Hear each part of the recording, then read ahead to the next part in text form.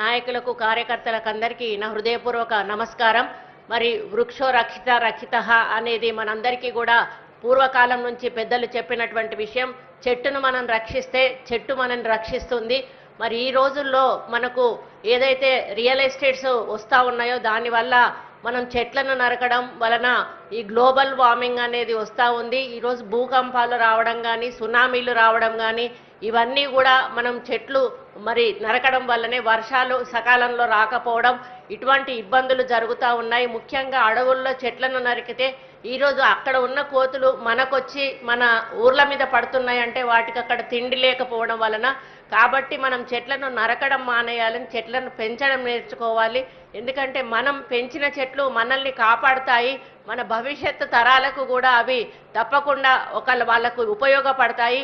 ముఖ్యంగా బయోడైవర్సిటీ అనేది మనం రక్షించబడుతుంది. ఎందుకంటే జీవజాలం అనేది బతకాలి అంటే చెట్లు తప్పనిసరిగా ఉండాల్సిన అవసరం ఉన్నది. కాబట్టి మనం చెట్టు అవసరాన్ని గుర్తించుకొని మనం చెట్టును పెంచి మరి పెద్ద చేసి మనల్ని మనం రక్షించుకోవాలి. మన సమాజాన్ని మన భవిష్యత్తు తరాలను కూడా రక్షించాలి. దాంట్లో ప్రతి ఒక్కరూ పాత్రదారులు కావాలి. మనిషి ఒక చెట్టు నాటినా కూడా సరిపోతుంది.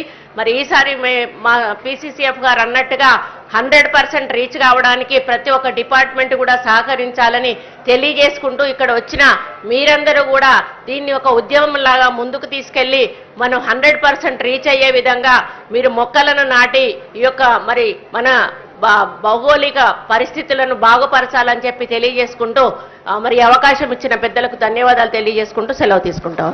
Thank you ma'am. తెలంగాణ రాష్ట్ర వ్యాప్తంగా అభివృద్ధి సంక్షేమ కార్యక్రమాల రూపకల్పనలో అమలులో పర్యవేక్షణలో రవంత తీరిక లేకున్నా రేవంత్ రెడ్డి గారు ఎక్కడ అవకాశం ఉంటే అక్కడ ప్రజలతో కలిసే ప్రయత్నం చేస్తున్న సంగతి అనేక వేదికలు చెబుతూ